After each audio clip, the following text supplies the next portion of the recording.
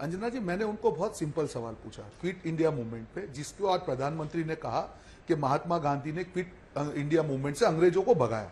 आज इनकी मजबूरी देखिए कि जिस पार्टी के पूर्वजों ने इतने बड़े आंदोलन का विरोध किया, आज उस पार्टी के मुखिया क्विट इंडिया आंदोलन का एग्जाम्पल देके जिस पार्टी ने क्विट इंडिया आंदोलन को लीड किया उसके ऊपर अटैक करते हैं, और आज उसी पार्टी के प्रवक्ता को उसको डिफेंड करना पड़ रहा है। कहां से करेंगे बेचारे, इतने बड़े सांसद हैं, कहां से करेंगे? आज इनके पास जवाब नहीं है, क्योंकि क्विट इंडिया मूवमेंट का श्यामा प्रसाद मुखर्जी ने विरोध किया था, क्विट इंडिया मूवमेंट का आरएसएस ने विरोध किया था, क्विट इंडिया मूवमेंट का हिंदू महासभा ने विरोध। ये तो इतिहास के प्रखर ज्ञानी है भाई साहब। क्यों फिर आप प्रधानमंत्री जी को जरा फोन लगाइए या मैसेज डालिए कि भाई साहब ऐसा काम मत कीजिए कि डिबेट में जाके हमारी इज्जत खराब हो, क्योंकि हम जवाब नहीं दे पा रहे। अंजना जी, ये बात मैं इसलिए आपको कहना चाह रहा हूं कि हमारा सवाल बार बार, हम कई दिनों से एक डिबेट कर रहे हैं, मणिपुर पे बात कर रहे हैं, अटैक कर रहे हैं, इसको एज ए विपक्ष के अटैक की तरह से देखा जा रहा है। आपके माध्यम से, आपकी सबसे बड़ी डिबेट पूरे देश की, आपके माध्यम से जनता से भी मैं एक सवाल करना चाहूंगा। क्या आपने एक सरकार को, एक कोई भी पार्टी की सरकार है,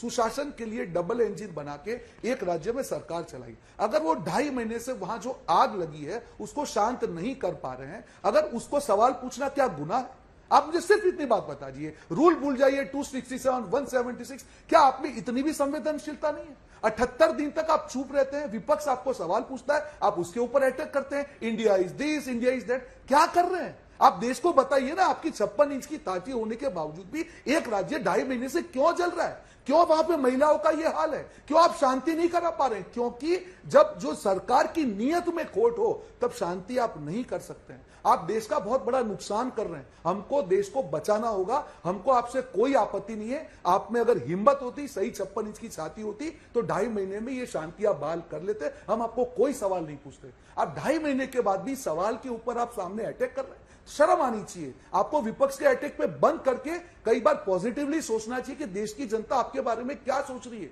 इंडिया को अटैक कर रहे हो, क्विट इंडिया, राजस्थान जाके भाषण दे रहे हो। भाई साहब, मणिपुर में बात कीजिए। आज भी मणिपुर में शांति नहीं है। मिलते हैं, बात करते हैं, मणिपुर में शांति लाते हैं, देश को बचाते हैं। हमको यह करना चाहिए। आप चाइना से लड़ने की जगह इंडिया से लड़ने लग गए, चाइना से लड़ने की जगह मणिपुर से लड़ने लग गए।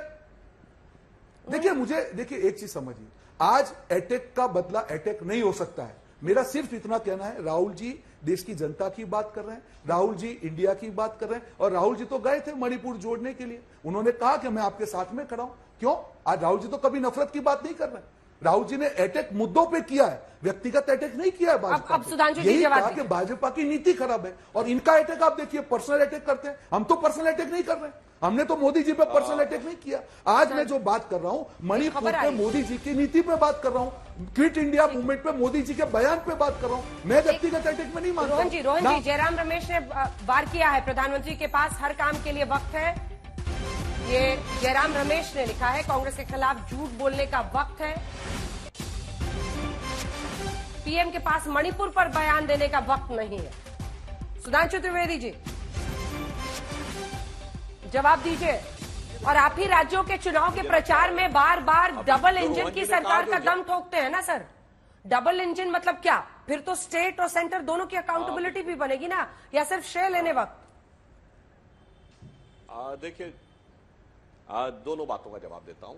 देखिए, जयराम रमेश जी ने जो बात कही, तो प्रधानमंत्री जी ने तो जिस दिन संसद का सत्र शुरू होने से सबसे पहले ही मणिपुर के ऊपर अपने मन के कष्ट, अपने मन की वेदना और आक्रोश तीनों की अभिव्यक्ति की थी।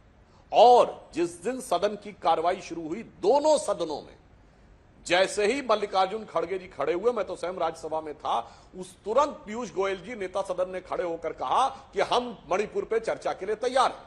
गृह मंत्री अमित शाह जी ने बयान ही नहीं दिया, दोनों सदनों के नेता प्रतिपक्ष को लिखित चिट्ठी दी की। इसमें कहीं कोई किंतु परंतु की कोई गुंजाइश नहीं है। हां, जहां तक ये बात कहने का प्रयास कर रहे हैं, जो शर्म की बात है, तो मान्यवर उसमें नियम को आड़े कौन ला रहा है? तो विपक्ष ला रहा है नहीं नहीं, इस नियम के तहत चाहिए, नियम में भी इस नियम की तरह मुझे वो वाले नियम के हिसाब से चाहिए, ये नियम भी पूरा नहीं चाहिए, मुझे अपनी सुविधा की तरह चाहिए। तो उस प्रकार की जो बात ला रहे हैं वो तो शर्म की बात तो आप लोगों के साथ होनी चाहिए, क्योंकि आप इस प्रकार की बात संवेदनशील विषय के ऊपर इस तरह की बात कहने का प्रयास करते हैं। अच्छा, दूसरी क्विट बात इंडिया मैं पे भी कहना जवाब चाहता हूं, दे दीजिएगा मणिपुर सुधांशु का जी। विषय बिल्कुल सही बात है। मई 2023 से पहले, हाँ उस पर भी अब देखिए आपने मिनट में पूरी बात का जवाब दूंगा ना, आपने लंबा वक्तव्य दिया। क्विट इंडिया पे मई भी जवाब दे 2023 से दीजिएगा। पहले 2018 से 6 साल तक मणिपुर शांत था कि नहीं? क्या मणिपुर में पहली बार हो रहा है? क्या 1993 में नरसंहार नहीं हुआ? 1997 में नहीं हुआ? 2006 में नहीं हुआ? 2012 में नहीं हुआ? पहली बार हो रहा है स्पेशल मतलब पावर क्या? एक्ट आप लंबे सरकार समय किसके तक लिए लगा है? रहा, रुक जाइए। वो एक तो मतलब लंबी आप समस्या रोहन जी थी। बीच में नहीं और सर। जिसमें रोहन मैं जी फैक्ट प्लीज, के साथ रोहन बोल जी। रहा हूं, 2004 से 13 के बीच, आप देखिए बीच में डिस्टर्ब करने लगते मैं हैं, आपसे अब जवाब इनके पास कोई विकल्प ही नहीं रहता, बीच में बोलने लगते हैं। 2004 से 13 के बीच में 772 लोग मारे गए, 772 इंसर्जेंसी में। हमने 2018 के बाद उसमें 2018 से 23 के बीच में कोई ब्लॉकेड हुआ हो तो बताइए मणिपुर में? एक कोर्ट का निर्णय आया, कोर्ट के निर्णय ऑब्जर्वेशन के चलते हुए दो समुदायों में एक सामुदायिक संघर्ष की स्थिति बन गई, जो और जिसकी पृष्ठभूमि दशकों पुरानी है, जिसका कोई समाधान 60-70 वर्षों में नहीं हुआ था। और इसीलिए मैंने आपको उदाहरण बताया, ये एक नहीं अनेक बार हुआ है, पूर्वोत्तर के अनेक राज्यों में हुआ है। इसलिए उस परिस्थिति में एक संवेदनशीलता का विषय आ गया, इसलिए उसमें समस्या आ रही थी। इसलिए हमने कहा पूरी संवेदनशीलता, ईमानदारी और वेदना के साथ उस पर बहस करने को तैयार है, मगर आप लोग नाक का सवाल बना के भागना चाहते हैं कि 176 नहीं 267 चाहिए, 267 में भी हमें अंत में गृह मंत्री नहीं प्रधानमंत्री का बयान चाहिए, और चलो वो भी मान लिया जाए तो पहले प्रधानमंत्री का वक्तव्य चाहिए। और उसके बाद जब अविश्वास प्रस्ताव ले आए तो अविश्वास प्रस्ताव में तो सब कुछ आ गया ना। जब आपने सरकार के विरुद्ध ही अविश्वास प्रस्ताव ले आए तो हाथी के पांव में तो सबके पांव। अब किस विषय को लेकर आप कह रहे हैं नियम फलाना, नियम ढिमाका, और इसकी तरह नहीं हमें उसकी तरह करना चाहिए? इसलिए मैं कहना चाहता हूं कि जो आप लोगों ने असंवेदनशीलता दिखाई है, और मैं एक और बात कह दूं, दुख की बात तो यह है अच्छा, कि देश के लोगों के साथ इंडिया। या देश की बच्चियों के साथ जो हो रहा है, तो वो पार्टी इंडिया। है जिसके की मंत्री ने ये बोला था कि साहब ये मर्दों वाला प्रदेश है इसलिए बलात्कार ज्यादा होते क्विट हैं। इंडिया कम से बता कम उसके दीजिए। लिए तो माफी मांग लेनी चाहिए, शर्म उसके लिए तो आ जानी चाहिए। अशोक गहलोत जी के बयान के लिए शर्म, उसको तो माफी मांग लेनी चाहिए ना। इसमें ये तो वक्तव्य के लिए माफी मांगी अच्छा, जाती है, क्विट इंडिया पे बोल कृत्य दीजिए। के लिए, अपराध के लिए दंड दिया जाता, माफी नहीं मांगी जाती। लेकिन सुधांशु जी, क्विट इंडिया पर ही बुलेटिन खत्म होने वाला है और अड़े हुए हैं रोहन जी। आप सोचिए कि अब बुलेटिन खत्म होने का टाइम आ रहा है, लेकिन क्विट इंडिया क्या? पर उनको लग रहा है कि उस पर, मतलब पीएम ने आज जिक्र जवाब किया नहीं दे पा उसका, रहे हैं। और उस पर जवाब क्या है आपका? आप नहीं क्या बात, हिस्सा लिया था हाँ या ना? क्या बात? क्विट आरएसएस इंडिया ने हिस्सा लिया था हाँ या ना? अरे हाँ क्विट या इंडिया ना? के सुनिए, हाँ या ना?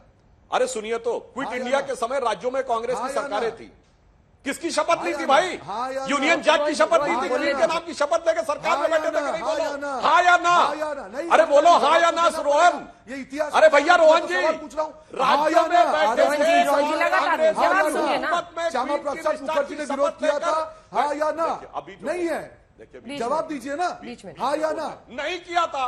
कोई हाँ या उदाहरण ना? दिखाइए, कोई उदाहरण तो बीच में दिखाइए नहीं बोल रहा हूं, जिसपे जवाब कहा पूछ रहा हो। हूं। मगर मैं आपको नहीं बताना किया था, चाहता हूं, आप नहीं तो किया था। क्विट इंडिया अंग्रेजों मूवमेंट के में नाम अंजना जी, आप की, सवाल पूछ लीजिए महारानी कि के क्विट नाम की इंडिया मूवमेंट शपथ में हिस्सा लेकर लिया था सत्ता में या थे। नहीं लिया था? आपकी मैं सिर्फ राज्य इतना सवाल सरकारों पूछ ने, रहा हूं, अब बाकी देखिए, सब बात छोड़ लगातार दीजिए। बोल रहे हैं। आपके अब रोहन जी प्रधानमंत्री के ने साथ आज रोहन जी, कहा लगातार कि अगर आप क्विट इंडिया बोलेंगे तो फिर तो कोई मूवमेंट मतलब नहीं है ना में सवाल कांग्रेस पूछने का। बना रहा था। आवाज नीची करनी पड़ेगी। फिर रोहन जी देखिए, मुझे हसन साहब से भी लेना, लगातार बोलेंगे सर तो कैसे, थोड़ा सा सुनना पड़ेगा ना। ये कह रहे हैं कि समर्थन और विरोध की बात, ये तो 37 की प्रोविंशियल असेंबली में चुनाव लड़के आए थे भाई, किसकी शपथ ली थी? अंग्रेजों के अधीन ब्रिटिश साम्राज्य की साम्राज्य की निष्ठा की शपथ लेके आए थे ना राज्यों में, सरकार चला रहे थे। जो आपके राज्यों ने क्विट इंडिया मूवमेंट के समय रिजाइन किया था, जिन सरकारों ने, उन सरकारों ने किसकी शपथ ली थी? जवाब दो भाई। अरे अंग्रेजों के नाम की शपथ लेने वाले लोग आज आके पूछते हैं ऐसा हुआ था, हसन साहब, ऐसा हुआ था। तो ठीक है, मैं कंक्लूडिंग रिमार्क लूंगी जल्दी से। अब छोटा छोटा कमेंट सबसे लेते हैं। हसन साहब, सरकार चला रहे थे। ठीक है हसन साहब, इंडिया नाम रखने से अब जिस तरह से पीएम उस पर आक्रामक हो रहे हैं, क्योंकि यूपीए को कहीं ना कहीं, यूपीए को क्यों खत्म किया गया? क्योंकि उसमें आने से कई पार्टियों को परहेज था।